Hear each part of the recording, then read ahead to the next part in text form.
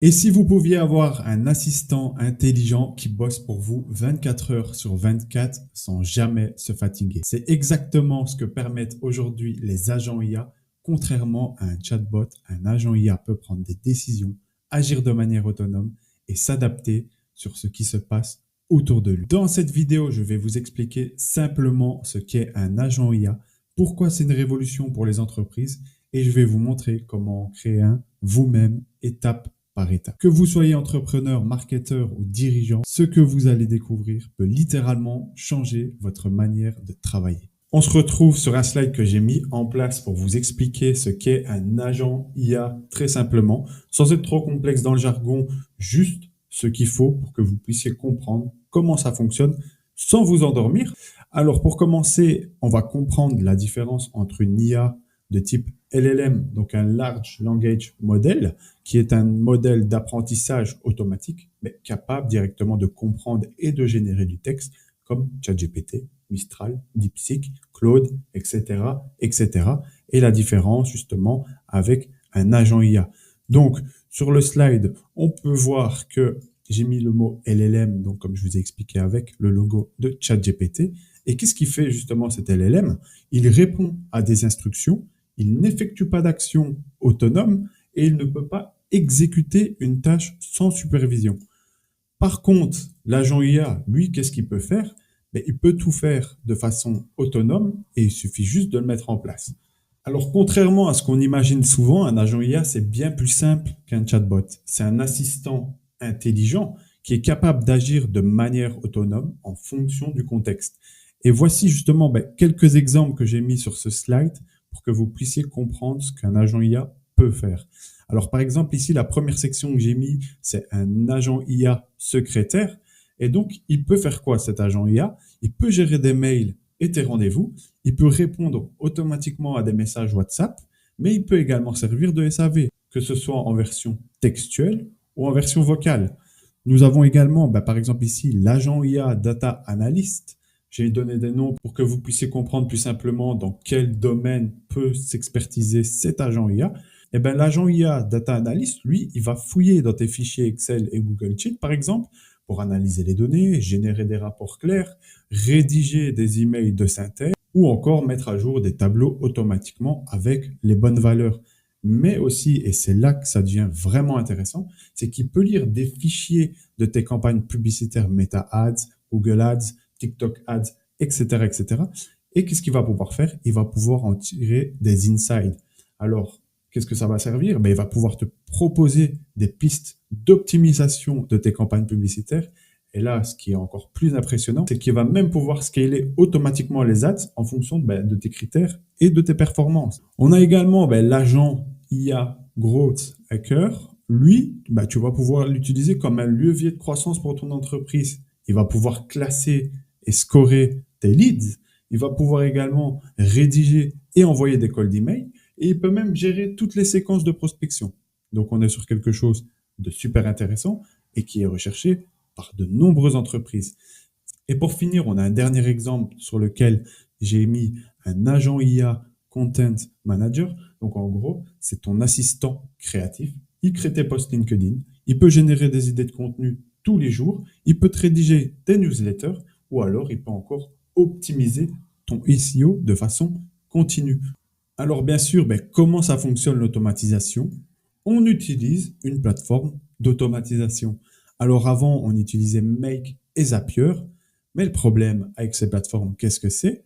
C'est que le problème avec ces plateformes, c'est comme Zapier ou Make, c'est qu'elles nécessitent de prédéfinir chaque scénario, chaque condition et chaque branche manuellement, ce qui devient rapidement complexe, rigide, chronophage, dès qu'on veut gérer des cas un peu plus intelligents ou évolutifs. Donc, Make et Zapier, c'est non. On a une nouvelle solution qui est mise justement à notre disposition à l'heure actuelle, c'est N8N. Alors, N8N, c'est la solution. C'est ce qu'on va voir tout de suite.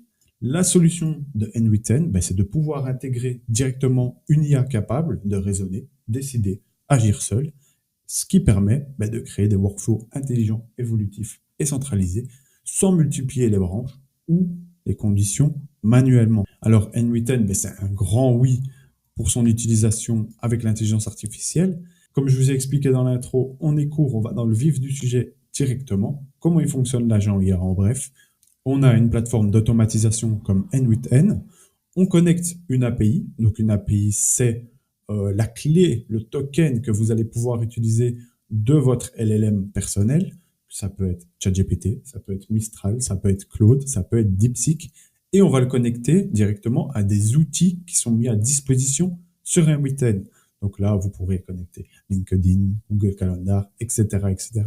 Et toute cette composition, qu'est-ce qu'elle fait? Elle fait un agent IA 100% autonome, qui fait le travail à votre place, qui est performant, qui vous permet de gagner du temps et d'être plus productif, car vous allez pouvoir vous concentrer uniquement sur les tâches qui sont primordiales pour votre business.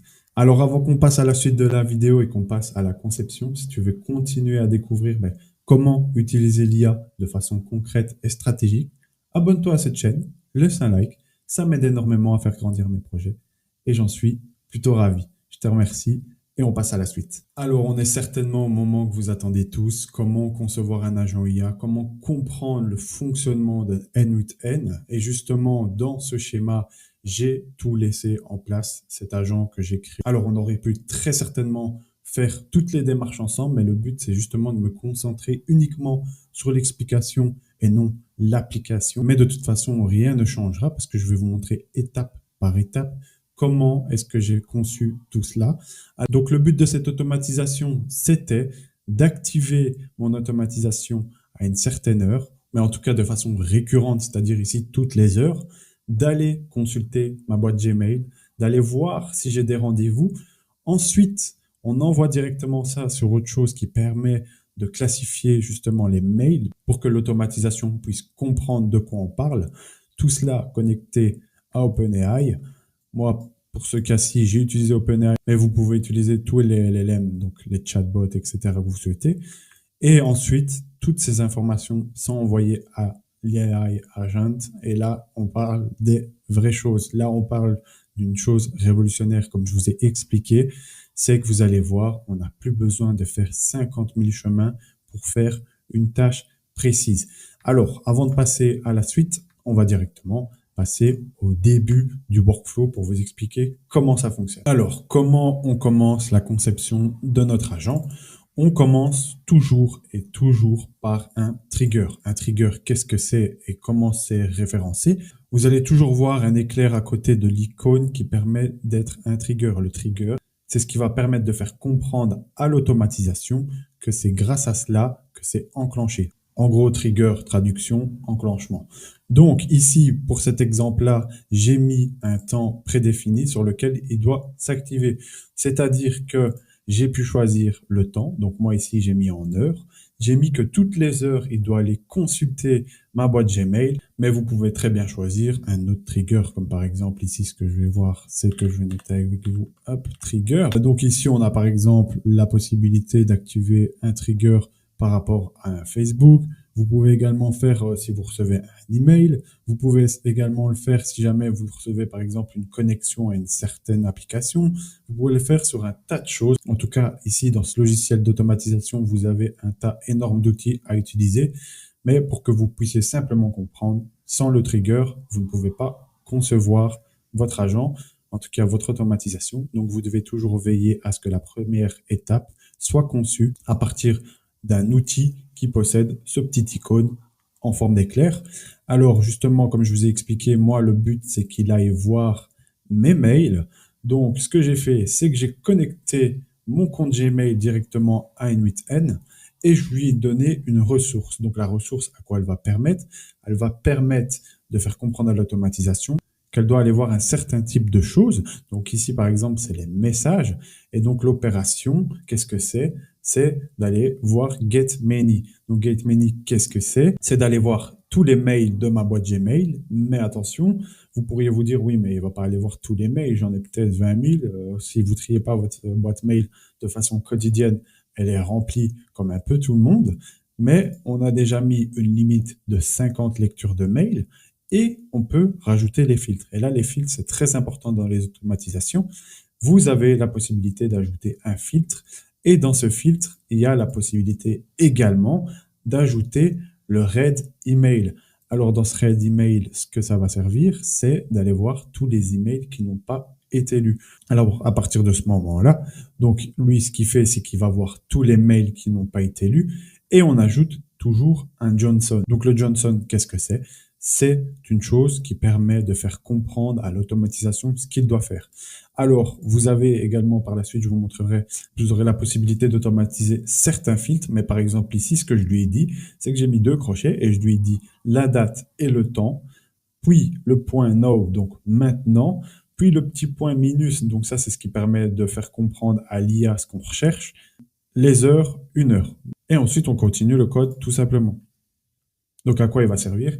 Ok, tu vas aller voir tous les mails qui n'ont pas été lus cette dernière heure et tu vas justement directement l'envoyer dans le schéma suivant.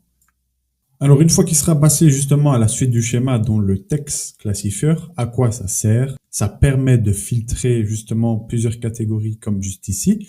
Alors ici, vous pourrez recopier également le script qui est juste ici, mais en gros, pour vous expliquer, il va aller lire le titre, puis il va également aller lire le sujet. Donc, ça veut dire d'abord l'objet du mail et ensuite le subject, c'est directement le contenu du mail.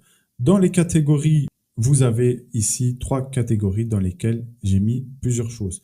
Donc, la première catégorie, c'est qu'il puisse aller identifier les rendez-vous, dans lequel j'ai mis juste ici l'email dans lequel l'expéditeur sollicite clairement une prise de rendez-vous, un appel ou une rencontre. La demande doit évoquer explicitement une date, un horaire, une disponibilité ou proposer un échange visant à organiser un agenda ou une réunion. Donc ça, c'est pour la première chose. Pour le reste, je vous montrerai assez simplement comment ça fonctionne. Mais ici, par exemple, pour Other, vous allez pouvoir également faire en sorte qu'il filtre les messages qui n'ont rien à voir. Mais vous avez également la possibilité d'avoir l'invitation. Donc ça, c'est pour aller voir tout ce qui est Google Calendar, donc Google Meet, les Zooms ou toutes les invitations à des visioconférences pour qu'ils puissent comprendre exactement tout type de rendez-vous que vous pourriez avoir. Vous passez également directement au modèle. Et alors, bien sûr, pour que ça fonctionne, pour qu'il puisse justement faire cette compréhension, on va utiliser un LLM. Donc cette fois-ci, moi, j'utilise OpenAI parce que j'ai toujours utilisé OpenAI et je vais vous montrer comment connecter OpenAI directement à n8n. On passe directement sur la plateforme et je vous montre ça directement. Ok, maintenant on se retrouve directement sur la plateforme d'OpenAI sur laquelle vous allez pouvoir créer votre clé d'accès. Donc je vous mettrai le lien en description pour que vous puissiez avoir plus facile à trouver justement la plateforme. Pour commencer, ce que vous allez faire, c'est que vous allez cliquer sur le bouton vert juste en haut à droite et vous allez pouvoir lui donner un nom, donc n8n pour cet exemple. Vous allez laisser par défaut les projets et dans les permissions, je vous conseille de laisser All, comme ça il aura accès à toutes les fonctionnalités qu'il peut avoir dans l'API. Une fois que c'est fait, ce n'est pas terminé, vous devez cliquer juste en haut à gauche sur Settings. Et dans Settings, ce que vous allez pouvoir choisir, c'est le mode de paiement. Moi, je vous préconise de mettre 5 $. Avec 5 $, vous aurez accès à toutes les fonctionnalités d'N8N. Et vous allez pouvoir utiliser votre agent IA assez longtemps. Et donc, il vous demandera d'ajouter une carte, etc., comme si vous allez payer en ligne. On retourne sur n8n, comme ça je vous montre quelque chose de très important concernant la version à utiliser d'OpenAI. On est de retour directement sur n8n et là, la version dont je vous parlais, c'est la version GPT 3.5 Turbo 0.125. C'est la version que j'ai utilisée le plus fréquemment et qui coûte en tout cas le moins cher d'après toutes les utilisations que j'ai pu faire et elle est très bien. Elle fonctionne très correctement. Donc, je vous conseille de mettre cette version-là si vous voulez économiser un maximum de tokens. Sinon, ça va commencer à coûter assez cher. Dans les options, je vous préconise d'ajouter une option et de mettre un nombre maximum de tokens à utiliser. Ici, pour ce workflow-là, j'ai mis 300. Après, c'est un petit peu par rapport à toutes les tâches que vous allez donner à OpenAI. Plus il y aura de tâches, plus je vous préconise de mettre un maximum de tokens. Comme ça, il va pouvoir faire son travail correctement. Pour passer à la suite du schéma, on arrive directement au plus important, l'agent IA. Alors, cet agent IA, à quoi il va servir? On va pouvoir directement lui donner des instructions comme sur ChatGPT par exemple. Donc ici, vous avez la possibilité de cliquer sur agent. Vous cliquez sur Tool agent. Donc là, c'est pour directement mettre en place un agent IA. Et vous allez pouvoir également choisir si vous souhaitez qu'il se connecte par rapport au chat ou alors directement par rapport à des données que vous allez lui donner. Ici, ben, moi, ce que j'ai fait, c'est que j'ai donné les données. Ça fait beaucoup de données, mais voilà. Et par exemple, pour mon cas d'utilisation, donc la gestion des mails, vous allez devoir choisir plusieurs choses. Il y a le bouton From. Alors, à quoi il va servir? Il va servir à faire comprendre à l'automatisation de qui vient l'email. Donc, c'est à ça qu'il va servir. Vous avez également tout ce qui est le subject. Donc là, vous allez pouvoir mettre la globalité des sujets. Donc là, c'est pour faire comprendre à l'automatisation quel est le sujet du mail.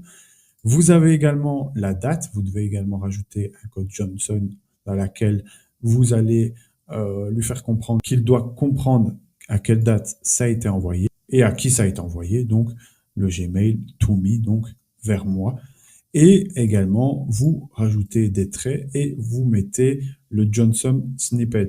Là, ça va permettre à l'automatisation AI de comprendre qu'il y a un message directement à aller voir et à aller comprendre pour savoir quand est-ce qu'il va y avoir le rendez-vous, à quelle date, à quelle heure, à quelle localisation, que ce soit en présentiel ou en visioconférence. Et là, très important, rajouter le prompt. Moi, j'ai créé le prompt moi-même, mais vous pouvez très bien utiliser ChatGPT pour le créer. Mais le but ici, c'est justement qu'il soit le plus optimal possible. Donc, je vais passer un peu brièvement le prompt pour que vous puissiez le voir. De toute façon, comme je vous ai dit, le template sera disponible en description. Mais ici, donc, le but de ce prompt, c'était de lui faire comprendre qu'il devait aller lire les mails, qu'il devait aller comprendre si c'était une invitation en visioconférence ou en physique, qu'il devait identifier dans mon agenda si j'avais de la disponibilité. Si je n'en avais pas, alors à partir de ce moment-là, il devait envoyer un mail, mais si c'était le cas et que j'avais de la disponibilité, il devait ajouter lui-même l'événement à mon Google Calendar. Et ensuite, j'ai mis en place plusieurs préconisations qui devaient faire très attention à certaines choses pour que tout fonctionne correctement. Encore une fois, là, le prompt, je le mettrai aussi en description. Comme ça, si vous voulez un petit peu vous en inspirer ou l'utiliser, ce sera possible. Et une fois que tout ça est mis en place, il y a une chose à surtout activer, c'est ce bouton ici. Ça veut dire qu'il va toujours devoir aller dans la continuité de votre schéma. Et c'est très important parce que sinon, vous allez avoir plein de bugs, ça va pas bien fonctionner, etc. Et c'est pas ce qu'on veut. Nous, on veut que l'automatisation fonctionne correctement. Il y a également le bouton On Error et alors à partir de ce moment-là, vous avez plusieurs options. Vous avez la possibilité d'arrêter le workflow, donc d'arrêter l'automatisation ou alors de simplement faire continuer. Moi, j'ai mis continuer parce que le but, c'était qu'il continue l'automatisation. On ne sait jamais ce qu'il peut avoir comme problème, par exemple, sur N8N. Donc, j'ai préconisé de continuer. J'ai jamais eu de problème jusqu'à aujourd'hui. Donc, voilà. Ici, ben, c'est pareil. Vous allez devoir reconnecter votre API à votre agent. Et là, on passe aux choses sérieuses, les tools. Alors, les tools, comme je vous ai expliqué dans l'explication sur les agents IA, ils vont vous permettre de connecter plusieurs choses. Ici, pour cet exemple-là, moi, ce que j'ai mis, c'est que j'ai fait en sorte qu'il se connecte directement à mon Google Calendar, donc juste ici. On a la description du tool, donc là, c'est en automatique et je vous conseille de laisser en automatique pour en tout cas ce type de sujet. Vous avez la ressource, encore une fois, comme je vous ai expliqué tout à l'heure, sur laquelle il va devoir se baser, donc ici, Event. Donc, c'est pour aller voir si j'ai des rendez-vous. Get Many, encore une fois, comme pour les mails, c'est pour aller voir la globalité des événements. Le mail sur lequel il doit aller voir, donc ça, c'est normalement, si vous avez connecté l'API, il va vous proposer votre adresse email. Ensuite, ce bouton-ci, attention, ça c'est à ajuster. Ça dépend un petit peu des automatisations que vous allez mettre en place. Des fois, il faut le désactiver et des fois, il faut simplement lui laisser le choix de faire les choses comme il le veut. Donc, avec ce petit bouton magique qui sont des scintillements, vous allez laisser l'automatisation se faire par le modèle, donc par l'agent IA, donc par l'intelligence artificielle. Donc moi ici, ce que j'ai dû faire dans les options, c'est que j'ai dû rajouter un after et before. Donc je lui dis after Start of Day. Donc, ça permet à l'agent d'aller voir dans la globalité du début de la journée et Before, donc jusqu'à la fin de la journée. Donc, comme ça, lui, il va analyser la globalité de la journée. Et le bouton Now, ça permet également à l'agent IA de comprendre qu'on parle de la journée d'aujourd'hui. Comme ça, il a plus facile à comprendre. Grâce à cette automatisation, grâce à ce Johnson, vous allez pouvoir avoir directement une compréhension totale de l'agent IA. Dans les settings, il n'y a rien à changer. Et vous avez également du coup la création de l'événement. Et ici, c'est un peu pareil. Donc, vous avez le Tools Description Automatically, Ressources Event, encore une fois, les événements liés à mon calendrier. Les opérations, donc qu'est-ce qu'il va devoir faire? C'est qu'une fois qu'il a analysé si j'avais des places ou pas dans mon calendrier, il va devoir créer l'événement si jamais je possède de la place dans mon calendrier. Et par contre, cette fois-ci, vu qu'auparavant dans le schéma, on a mis en place quelque chose qui permet à l'agent IA de calculer directement l'heure à laquelle il doit aller voir, vous pouvez directement cliquer sur les petits boutons scintillants qui permettent à l'agent IA de faire son travail, vu qu'on a déjà fait les choses au préalable. Et ici, vous avez des choses additionnelles. Donc, c'est un peu pareil. Ça, je vous laisse un petit peu regarder. C'est les attentes, la description, donc la description de l'événement, qu'est-ce qui va se passer, si c'est en présentiel, en visioconférence, la date, etc. Vous avez également la localisation, donc le lieu, s'il y a une adresse qui est fournie, et également un sommaire pour faire comprendre en quoi consiste cet événement si jamais ça a été envoyé par la personne. Et alors pour terminer, il y a la dernière option, donc Gmail, dans laquelle j'ai connecté encore une fois mon compte Gmail qui avait déjà été connecté au préalable. Cette fois-ci, encore une fois, j'ai laissé la description du tools en automatique et les ressources d'aller voir les messages. Cependant, cette fois-ci, l'opération, c'est d'envoyer un email. À qui? À la personne qui nous a envoyé un email. Justement, ça a été référencé dans le prompt. Le sujet, exactement pareil, il va comprendre le sujet, donc il va le réutiliser pour réenvoyer un mail. Et le message, encore une fois, pareil. Et c'est là qu'on rentre vraiment dans l'ère de l'agent IA parce que on n'a plus besoin de créer plusieurs nœuds pour faire plusieurs tâches, etc., très spécifiques. Cette fois-ci, on a donné un prompt à l'agent IA et l'agent IA comprend ce qu'on veut. Donc, on a simplement à lui dire, voilà, tu sais ce que tu as à faire. On clique sur le bouton scintillant et lui, il va effectuer les tâches à notre place. Et vous avez également la possibilité de connecter une API pour qu'il vous envoie un message de confirmation. Soit vous connectez votre adresse email et vous envoie un mail, comme ça vous le recevez, mais vous pouvez également connecter, si vous le souhaitez, une API de WhatsApp. WhatsApp, c'est très compliqué à mettre en place. Vous allez devoir aller sur votre Business Manager, créer une application, connecter votre compte entreprise, etc., etc. Moi, ce que je vous conseille, c'est de connecter Telegram. C'est super simple. Vous avez seulement besoin du token d'accès et de connecter tout ce qu'il faut. Il vous donne le token d'accès. Vous devez créer votre bot avec Bot Phaser. Ça aussi, ce sera mis en description. Comme ça, vous pouvez faire tout de chez vous. Et une fois qu'il vous a donné le token, vous le mettez directement sur N8N. Il comprend qu'il est connecté à l'API de Telegram. Et une fois que c'est fait, vous allez pouvoir choisir de faire envoyer un message. Et donc, par exemple, ici, je cacherai bien sûr les choses compromettantes qui pourraient utiliser à mauvais escient, mais on peut par exemple rajouter ici name, texte, et moi ce que je lui ai demandé, mais normalement sur l'API de Telegram c'est beaucoup plus simple, je lui ai dit une nouvelle demande de rendez-vous a été reçue, et donc dès que je reçois une demande de rendez-vous, ça m'envoie un message sur Telegram. Là, ce que je vous propose, c'est qu'on essaye directement cet agent IA pour que vous puissiez comprendre comment il fonctionne. Et donc voilà, ce que j'ai fait, c'est que j'ai envoyé un mail avec une collaboratrice de mon agence. Et donc, on va faire directement le test et on fait test workflow. Et on va voir un petit peu comment ça fonctionne. Alors, il comprend qu'il doit aller voir sur Gmail, qu'il doit aller classifier les textes. Il fait fonctionner l'agent et voilà. Alors, on va voir un petit peu ce qu'il nous dit directement. Il prend en compte mon prompt. Il va dans le Google Calendar pour vérifier ma disponibilité et il me dit le créneau demandé par le 26-03 à 11h est disponible. Je vais ajouter ce rendez-vous à votre agenda. Il envoie également une confirmation de rendez-vous pour le 26-03 que je vais vous montrer juste après. Et ensuite, il me dit le rendez-vous avec le 26/03 à 11 heures rue du Poisson numéro 1 à Paris a été ajouté à l'agenda. Un email de confirmation a été envoyé avec tous les détails de rendez-vous. Cordialement, Tanguy. Donc, ce que je vais faire, c'est que maintenant, je vais vous montrer sur le Google Calendar et je vais vous montrer également qu'il a été envoyé le mail.